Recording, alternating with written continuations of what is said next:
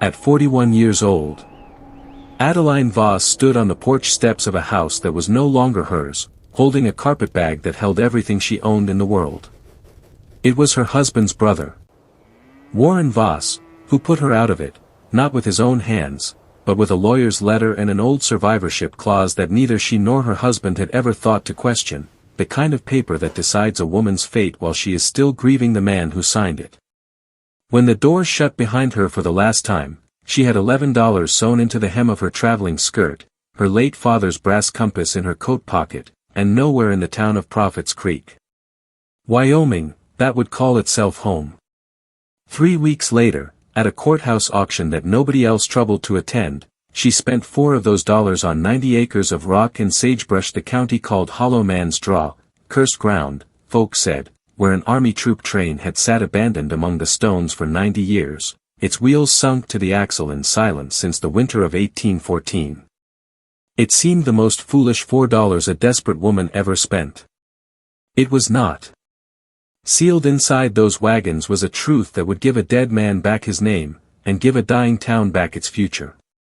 Settle in, and let us tell you the story of Adeline Voss.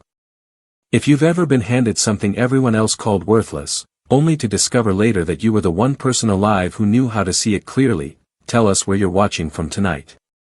To understand why Adeline Voss did not weep on that courthouse step, you have to understand where she came from, and who raised her to stand so still in the middle of a storm.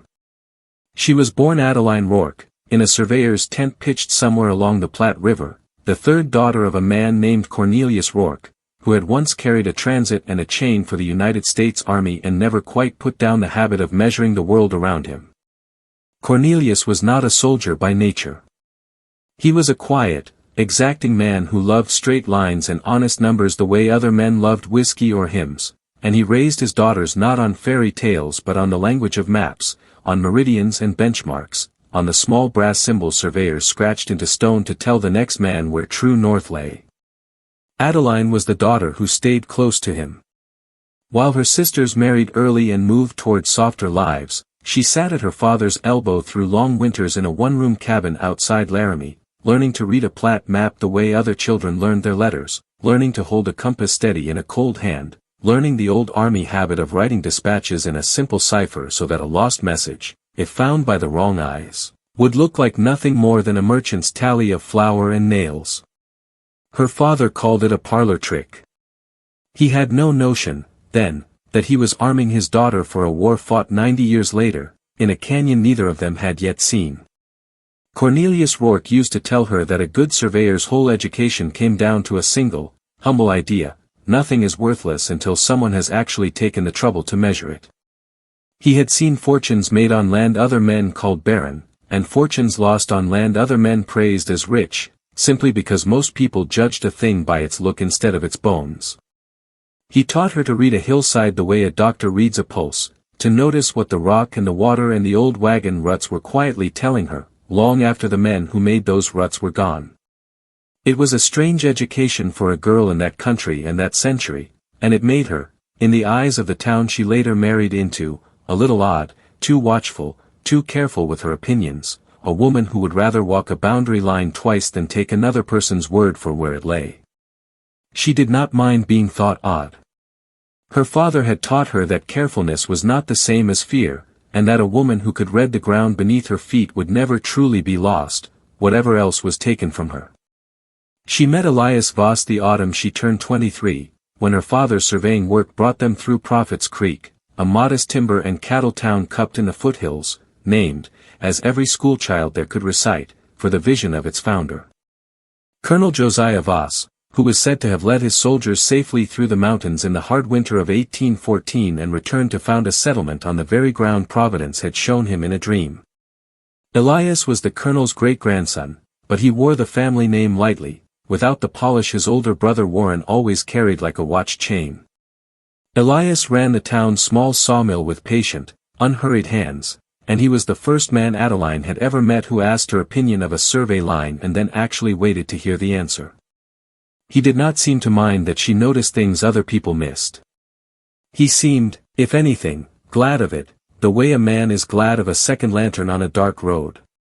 They married the following spring in the Prophet's Creek Chapel, with her father standing as witness and looking, for once, entirely at peace, and for 18 years afterward Adeline Voss made a quiet, useful life for herself in that town, helping Elias keep the mill's accounts, teaching a handful of the town's children their letters on Sunday afternoons, and never once losing the old habit of walking a piece of unfamiliar ground with her eyes half on the horizon and half on what lay beneath her boots. It was, by any honest measure, a good life, plain and steady, built on the same principle her father had given her, that value was a thing you found by looking closely, not a thing you were handed by luck or blood.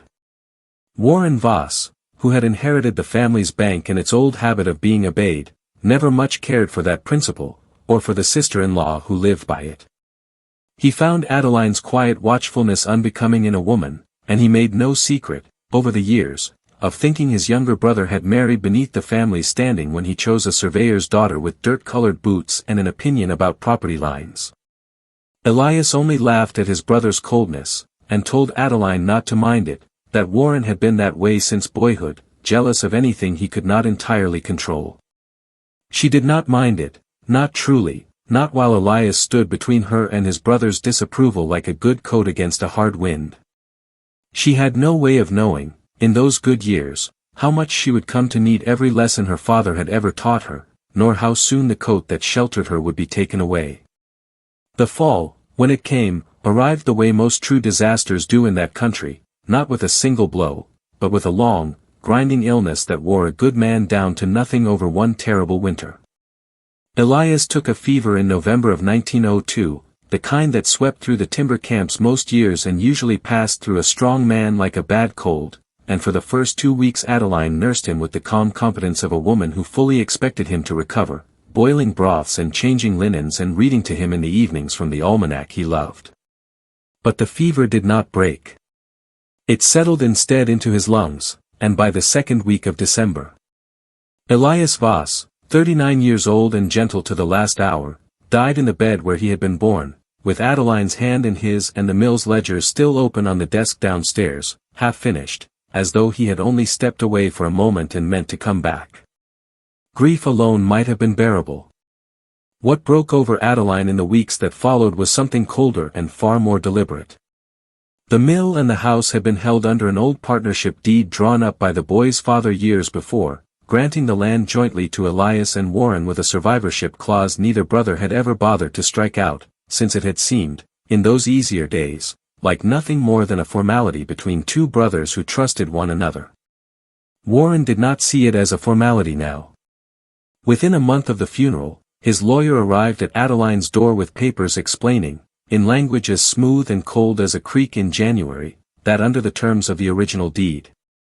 Elias's half of the property passed not to his widow but automatically to his surviving brother, and that Mrs. Voss was welcome to remove her personal effects by the end of the week. Adeline went to Warren herself, half expecting the request to be some clerk's overzealous mistake, some misunderstanding a decent man would correct the moment he heard of it. Warren received her in his study at the bank, behind a desk that had once belonged to Colonel Josiah Voss, and told her, without any particular unkindness, that the law was the law, that she had no children to provide for, and that a woman as clever as she had always claimed to be would surely land on her feet somewhere. She did not argue further. She had learned, from years of reading survey lines that other men wanted to dispute, that there was very little use arguing with someone who had already decided which map was true. She packed the few things that were unmistakably hers, her father's compass, her mother's Bible, a small trunk of clothes and mending tools, and left the house where she had spent 18 years of marriage, walking down the same porch steps she had once climbed as a bride. Warren did not stop her, and he did not apologize, though she thought she caught, just once, something uneasy pass behind his eyes, gone before she could be certain it had been there at all. Word travels quickly in a small town, and travels crueler than the truth usually warrants. Within days it was known throughout Prophet's Creek that the widow Voss had been put out of her own home, and though a few of the townsfolk clicked their tongues in private sympathy, none were willing to cross a man who held the mortgage on half their businesses. Some, encouraged by whispers that never quite traced back to any one source, began to say that Adeline had always been strange, that a woman so fixed on maps and boundary lines was unnatural, even that she had somehow brought misfortune down on Elias by her odd habits. She found herself, within a single season, without a house, without a husband, and very nearly without a town, sleeping for a time in the loft above the livery stable that belonged to an old freedman named Zeke Thorne, who asked no questions and charged her nothing, and taking in mending by lamplight to keep the $11 in her hem from becoming 10. It was Zeke Thorne who first mentioned Hollow Man's Draw to her, on a cold afternoon in early spring, while she sat stitching a torn coat by his stove. The county was auctioning off a parcel of unclaimed land at the courthouse the following week, he told her, 90 acres of rock and gully that nobody in Prophet's Creek would touch, on account of the old story that clung to it, that an army detachment had vanished up in that draw 90 years before, in the terrible winter of 1814, and that the wagons they'd driven were still sitting up there, rusted through, exactly where they'd stopped. Most folks called it Hollow Man's Draw because it was said no living soul who went up there ever quite felt like himself again afterward, though Zeke, who did not put much stock in curses, allowed that the real trouble was simpler. The ground was too broken for grazing and too far from water for farming, and the county mainly wanted it off the tax rolls. Adeline listened with more than idle interest. She had grown up on stories of vanished detachments and lost supply columns, the ordinary tragedies of a frontier still being stitched together by men with too little food and too much winter, and something in her father's old training made her ask, almost without meaning to, whether anyone had ever properly surveyed the draw, or whether the county was simply guessing at what lay up there. Zeke did not know. Nobody, he said, had gone up to look in a very long time. The county courthouse auction was held on a raw morning in April, in a meeting room that smelled of wood smoke and wet wool, and Adeline arrived early enough to claim a seat near the back, where she could watch the room without being watched herself. Cyrus Pell, the county recorder, moved through the morning's parcels briskly, selling off a foreclosed dairy farm and a stand of timber to the usual bidders, until he reached the last item on his list and read out the description of Hollow Man's Draw with the flat, hurried voice of a man who expected no interest at all. 90 acres, unimproved, tax delinquent for 11 years, sold as is with whatever remained upon it, including certain abandoned government property never claimed by the War Department. A ripple of low laughter went through the room, and one rancher near the front loudly wondered aloud whether the county meant to pay someone to take it off their hands. Nobody raised a card. Adeline waited a long moment, feeling the old, familiar steadiness her father had taught her settle into her hands, and then she raised hers and said, in a voice that did not shake, $4. Cyrus Pell blinked at her over his spectacles, glanced around the silent room for any other bidder, and brought down his gavel with something close to relief. Just like that, for $4 and the cost of the filing fee, the widow Adeline Voss became the owner of 90 acres nobody else in Prophet's Creek would touch. She rode up to see her land 3 days later, borrowing a mule from Zeke Thorne, who watched her go with an expression she could not quite read, somewhere between admiration and worry. The trail into Hollow Man's Draw climbed steadily away from the valley floor, narrowing between walls of pale rock until it opened, without warning, into a wide, silent bowl of ground, sheltered on 3 sides by cliffs and floored with hard-packed earth that had clearly not felt a plow in living memory. And there, exactly as the old stories promised, sat the wagons. 10 of them, arranged in a rough, deliberate line as though the men who left them had meant, at the time, to come back and finish whatever they had started. 90 years of weather had done what 90 years of weather does, the canvas covers had long since rotted away, the wooden wool spokes had silvered and split, and here and there among the grass she could make out the pale, half-buried shapes of ox bones, still faintly harnessed in place by rusted iron rings. But the dry mountain air and the shelter of the surrounding rock had been kinder to the wagons themselves than any of the town's old stories accounted for, and Adeline moved among them slowly, the way her father had taught her to move across any unfamiliar ground, cataloguing rather than fearing, letting her eyes tell her what her nerves wanted to skip past. It was the 4th wagon, the one nearest the canyon wall, that held her attention longest, because its bed sat lower and more solidly than the others, as if it had once carried a heavier, more careful cargo. She climbed up onto the rotted boards and worked her way beneath the collapsed remains of the driver's seat, and there, wedged into a hollow someone had clearly built on purpose between two support beams. Her fingers found a shape wrapped in what had once been oiled canvas and was now closer to stiff, blackened leather. She worked it free with the patience of a woman who had spent her whole life handling fragile old paper, and carried it out into the light, and sat down on a flat stone to open it, her heart beating harder than she wanted to admit. Inside the wrapping was a battered tin dispatch case, the kind army clerks once carried, its clasp long since rusted shut, and inside that, astonishingly dry and whole, a bound leather journal, its cover stamped with initials she did not recognize, N.P., and its first pages filled with the small, careful handwriting of a man clearly trained to keep official records. She read the opening lines by the fading afternoon light, her breath catching somewhere in her chest. This is the private account of Corporal Nathaniel Pruitt, quartermaster's clerk, attached to the detachment of Captain Josiah Voss, written that some honest record of these events might survive, whatever else does not. Below that first entry, the neat handwriting gave way, 2 pages later, to a run of letters and numbers that meant nothing at all to an ordinary reader, but meant everything to a woman who had spent her childhood learning her father's old habit of writing dispatches so that a lost message, found by the wrong eyes, would look like nothing more than a merchant's tally of flour and nails. She sat very still on that flat stone for a long while after she recognized the pattern, the mountain wind moving through the empty wagons around her, and understood, with a certainty that settled into her bones like cold water, that she had not bought 90 worthless acres after all. She had bought the only surviving witness to whatever had truly happened in this canyon in the winter of 1814, and that witness had been waiting 90 years for someone who could finally understand what he was trying to say. It took Adeline the better part of 2 weeks, working by lamplight in the loft above Zeke Thorne's livery after her mending was done for the day, to work her way through Corporal Pruitt's cipher, matching his letter groupings against the same simple substitution key her father had once shown her as a girl, back when she thought it nothing more than a game between a lonely man and his youngest daughter. What emerged, entry by patient entry, was not the story Prophet's Creek had told itself for 90 years. Captain Josiah Voss's detachment. Pruitt had written, had not been an ordinary patrol at all, but a chosen company entrusted by the territorial governor with 2 things of great value, a strong box of gold intended to fund the founding of a new army post in the western foothills, and a sealed charter granting the land around it to whichever settlement first proved it could hold the ground through a winter. They were meant to reach the site by the first snows. Captain Voss, young and ambitious and unwilling to be the officer who arrived late, pushed the column hard through worsening weather against the open counsel of his own chief scout, a free black sergeant named Aaron Thorne who had guided army columns through those mountains for a decade and knew, better than any man alive, what an early blizzard in that country could do to men, wagons, and oxen.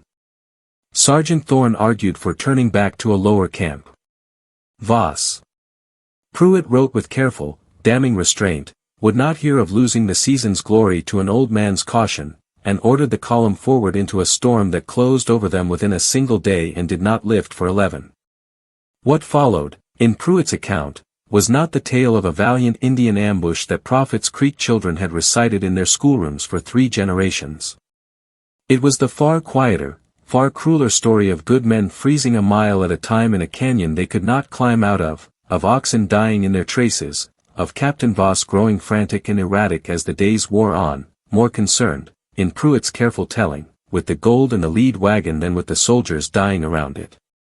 It was Sergeant Thorne, not Captain Voss, who organized what shelter could be built from the wagon canvas, who rationed the last of the grain, who sent 2 of the strongest riders out through a brief clearing in the storm to bring back help from the lower camp, a ride from which neither man ever returned. And it was Thorne and Pruitt together, on the 9th night, certain now that most of the company would not survive and terrified that whatever remained of the detachment's discipline might break entirely over a strong box of gold, who quietly buried the charter and the coin beneath the floor of the lead wagon and marked its place in a cipher only a trained clerk could read, so that if anyone ever did return to that canyon, the gold and the charter would go to the settlement they had been sent to found, and not to whichever desperate hand found them first. Help did come at last, in the final week of the storm. A search party sent up from the fort below after the 2 lost riders were found frozen along the trail. They found 11 survivors among the 22 men who had ridden into the canyon. Captain Voss among them, half-starved and badly frostbitten but alive, and Sergeant Aaron Thorne among the dead, having given his own blanket, by more than one survivor's whispered account, to a younger private in the last days of the storm. It was Captain Voss's official report, filed weeks later once he had recovered enough to write it, that first told the story of a hostile raid. Indian attackers, he claimed, had struck the column in the storm and scattered it, killing most of the men and forcing the survivors to abandon the wagons and their contents in the chaos of the fight. It was a story with no witnesses left able to contradict it in any official capacity, since the search party had found only the aftermath, and it was. Pruitt's journal made plain in its final, weakest entries, written by a dying man, a lie built to hide a young officer's fatal pride behind the more forgivable tragedy of frontier violence, and to hide, along with it, the fact that a strongbox of government gold and a settlement's founding charter had simply been left behind in the snow, their location known to no one but a corporal too weak to walk out and carry word of them himself. Worse still, in the retelling that followed over the years, it was Sergeant Thorne's name that took the blame for the detachment's failure, twisted by rumor and by Voss's own careful silence into a tale of a scout who had lost his nerve and abandoned his post, the same lie. Adeline realized with a cold, quiet fury, that Zeke Thorne had grown up hearing about his own grandfather, and had never once been able to disprove. She sat with that knowledge for 3 full days before she could decide what to do with it, turning it over the way her father had taught her to turn over any survey that did not agree with the official map. Josiah Voss had gone on, she now understood, to recover fully from his ordeal, to be celebrated by the territory as the resourceful young officer who had led his surviving men safely home through an Indian attack, and to use that borrowed glory, and the knowledge of good ground he had gained on that terrible expedition, to found the town that still bore his family's name.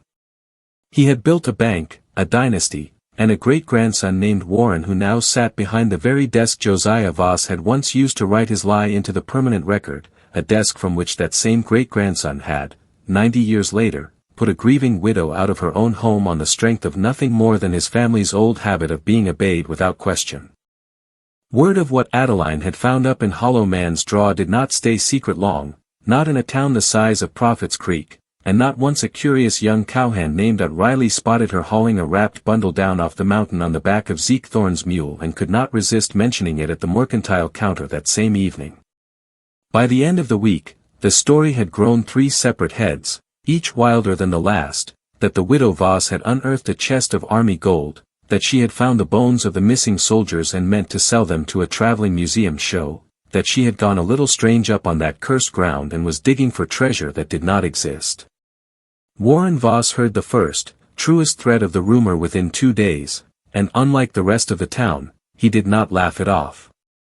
He rode out to Zeke Thorne's livery himself on a gray morning in early May, dismounting in the yard with the stiff, deliberate courtesy of a man unused to asking for anything, and informed Adeline that whatever artifacts of historical or monetary value had been found on Hollow Man's Draw rightly belonged to the Voss family, as founders of Prophet's Creek and rightful heirs of Colonel Josiah Voss's legacy, and that he was prepared to be generous in compensating her for her trouble, if she surrendered them quietly. Adeline did not surrender them. She told Warren, in the same steady voice she had used at his study desk months before, that the land and everything found upon it belonged to her by clear county deed, and that she intended to see the truth of what happened in that canyon told properly, to the army and to the town both. Something shifted behind Warren's eyes then, the same uneasy flicker she had glimpsed once before on the day he put her out of her home, and this time she understood it for what it was, not guilt exactly, but the fear of a man who has built his whole life on a foundation he has never once allowed himself to examine too closely. He left without another word, and within days the pressure that followed was not loud, but it was steady and precise, the pressure of a man who owned the mortgage on half the town.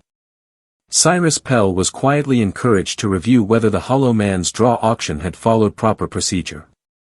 A rumor began circulating that Adeline had forged the journal herself, perhaps with help from old Zeke Thorne, whose own grandfather's disgrace, people whispered, gave him every reason to want the official story rewritten. Zeke's livery lease, held through Warren's bank for 11 years without incident, suddenly required renegotiation. A boy was sent one night to scatter the horses tethered near Adeline's rented room and leave behind, unmistakably, a warning that some ground was better left undisturbed.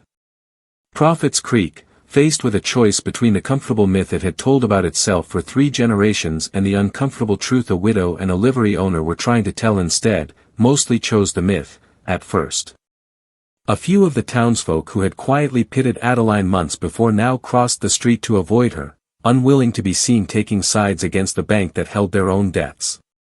But not everyone turned away. Judge Emmett Hale, who had known both Voss brothers since boyhood and had never much cared for Warren's polish, agreed at last, after Adeline brought him Pruitt's journal and a careful transcription of its cipher, to convene a public hearing at the courthouse the following week, on the grounds that any claim regarding government property and a founding charter deserved an open airing rather than a quiet settlement behind closed doors. Zeke Thorne, though he had every reason to fear what exposure might cost him, stood beside her without wavering, saying only, in his slow, deliberate way, that his grandfather had waited 90 years for someone to ask the right question, and he was not about to let her stop asking it now on his account. The hearing was held on a bright, windless morning in late May, and by the time Judge Hale called the room to order, there was not a single empty chair left in the Prophet's Creek courthouse, nor much room left standing along the back wall either. Warren sat near the front with his lawyer, composed in the way a man is composed when he still believes the ground beneath him is solid. Adeline sat with Zeke Thorne at a plain table facing the bench. Corporal Pruitt's journal opened before her, its 90-year-old pages held flat under a strip of glass Cyrus Pell had thought to provide. When Judge Hale asked her to begin, she did not reach first for the gold, nor for any claim of ownership at all. She read, in the same steady voice she had used to read a boundary line true against another man's dispute. Corporal Pruitt's own account of the storm, of Sergeant Thorne's warning ignored, of the blanket given away in the last cold nights, and of the careful, deliberate lie a young officer had told to save his own name at the expense of a dead man's. She read the cipher's plain translation alongside the original, so that any man in the room who wished to check her work against the page could do so with his own eyes. And when she had finished, she set beside the journal the official report Captain Josiah Voss had filed 90 years before, borrowed from the Territorial Archive at Cyrus Pell's own quiet request, so that the room could see for itself how neatly one story had been built to bury the other. Judge Hale called a recess to examine both documents at length, and when he returned to the bench, he did not mince his ruling. The gold and the sealed charter, having been army and territorial property never formally dispersed, would be surrendered to the State Historical Office as the law required, but not before Adeline's discovery, and Pruitt's account with it, were entered into the official territorial record exactly as written, correcting, at last, 90 years of a lie the whole territory had been taught to call history. Sergeant Aaron Thorne's name was formally cleared of any charge of cowardice or desertion, his conduct in the storm entered into the record as an act of plain, uncelebrated courage, and the judge, over Warren's lawyer's objections, further ruled that Adeline Voss, as the land's lawful owner and the one who had preserved and delivered the account at real personal risk, was entitled under territorial finder's statute to a fair portion of the gold's assessed value before the remainder passed to the state. It was not, in the end, the whole fortune she might have claimed. It was enough, and it came, more importantly, wrapped in the one thing money alone could never have bought her, the truth, spoken aloud in a courtroom, that could never again be quietly rewritten. What followed for Warren Voss was not punishment handed down by any court, but the slower reckoning of a town that finally understood what its own history had cost other people. Word of Colonel Josiah Voss's true conduct spread through Prophet's Creek within days, and a bank built on a great-grandfather's borrowed glory found its depositors considerably less patient than before.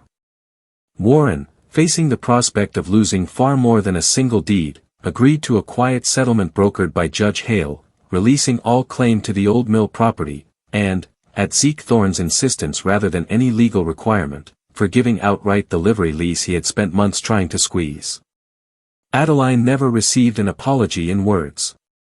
She had learned from her father that the truth, once properly surveyed, rarely required anyone's permission to stand. She used her share of the gold the way her father had raised her to use anything of value, by measuring where it was actually needed, not merely wanted. She reopened Elias's sawmill in partnership with the town itself, so its wages and its timber stayed close to home, and quietly paid down the debts of a dozen families once too frightened of Warren's bank to speak up on her behalf, understanding that a town's fear of poverty was its own kind of unmarked grave. At her request, the county struck the old name Hollow Man's Draw from its records entirely, and the canyon where 10 wagons had waited 90 years for someone to read them rightly was renamed, on a new survey marker driven into the ground by Adeline's own hand. Thorne's Vigil, a name Zeke Thorne, standing beside her the day it went in, said his grandfather would have found far too grand for a man who had only done what seemed plainly necessary at the time. Adeline Voss stood, that autumn, on the porch of the mill house that was once again hers, and thought back, as she often would for the rest of her life, to the woman she had been on those courthouse steps not 2 years before, 41 years old, $11 sewn into her hem, and nowhere in the whole town of Prophet's Creek that would call itself home. She had not found what she found in Hollow Man's Draw because fortune had finally taken pity on her. She had found it because her father had spent a childhood teaching her the one habit that mattered more than any other a person could inherit, that nothing in this world is truly worthless until somebody has taken the trouble to measure it properly, with patient hands and an honest eye, long after everyone else has already decided it isn't worth the looking. A canyon nobody would touch. A corporal's cipher nobody could read. A sergeant's name nobody had bothered to defend in 90 years. Prophet's Creek had called all 3 of them finished, and all 3 of them, it turned out, had simply been waiting for somebody willing to look again. Thank you for spending this quiet hour with Adeline Voss, and with a canyon that finally gave up the truth it had been guarding since the winter of 1814. If her story moved you, we hope you'll share it with someone who needs reminding that overlooked things are not the same as worthless ones, and that patience, carried long enough, has a way of settling even the oldest debts. We'd love to hear from you in the comments. What is a time you found real value in something the world had already written off, a place, a person, or perhaps yourself? Until next time, stay close.